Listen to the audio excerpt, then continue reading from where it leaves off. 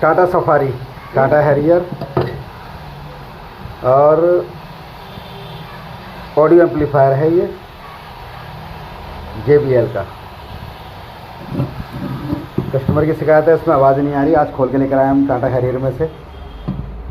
आज दिखाते हैं आपको रिपेयरिंग, इसकी रिपेयर इसको कैसे किया जाता है।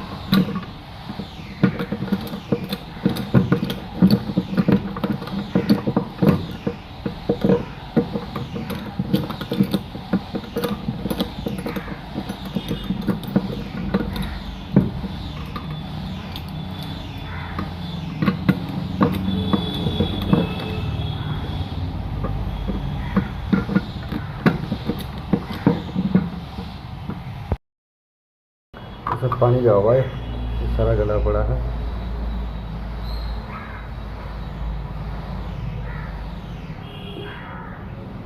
ये डागरा जो है वो सारा का सारा पानी है।